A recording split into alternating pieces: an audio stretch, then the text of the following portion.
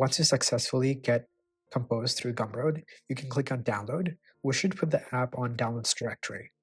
You can quickly go ahead and add it to Applications folder here, after which you can open it like how you would any normal apps, or you can just launch it through Spotlight.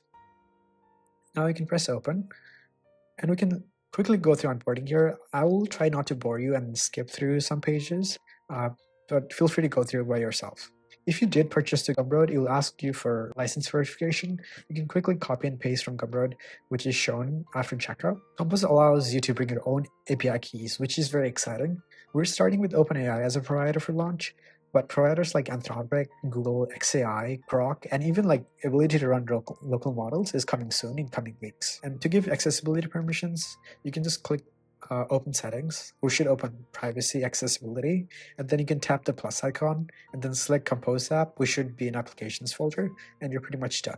And the reason it even requires accessibility permission is so that Compose can read the selected text, and you can quickly chat with Compose by pressing Command-Shift-Space or execute a default binding using Command-Shift-Return, and yes, you can change both of these keys in Settings menu. Let me quickly show you how to use the simplest pre-filled action. You can select any sentence, paragraph, or page that needs to be proofread, press the hotkey, and the text will magically change right in front of you. To see how you can customize the app, you can open the settings by either focusing the app, by activating it in front of your dock, and then pressing the settings on the top left, or you can also click on the menu bar icon on the top right, and then press settings.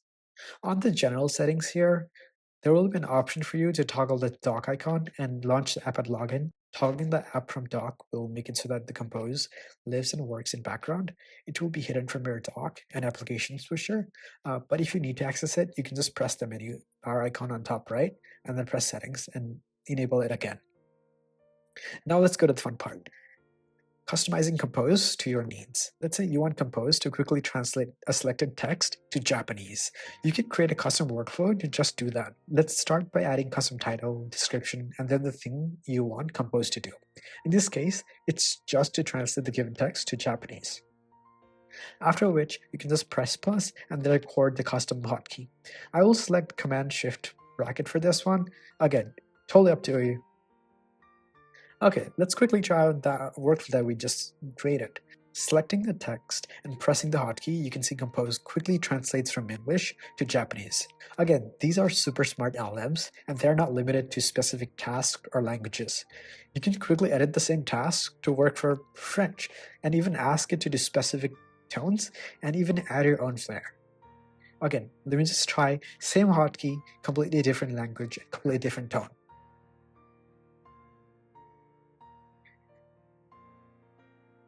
And personal context allows you to pass in information about you.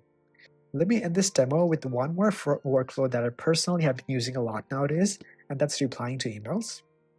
This workflow is super important to me because there's a specific way I reply to emails, my signature, the way I speak, it's very personal to me, and I can quickly draft something up here that will get 80% of the way without even using my personal context.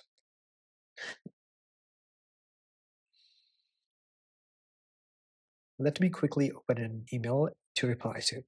I'm just going to press Command R to reply and then Command A to select all and then my hotkey to automatically draft a reply. It even added my signature and name. Awesome.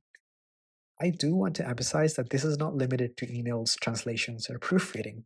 I've seen our early users create workflow that writes essays, breaks down tasks, and even translates the tonality to use nonviolent communication style in their workspace.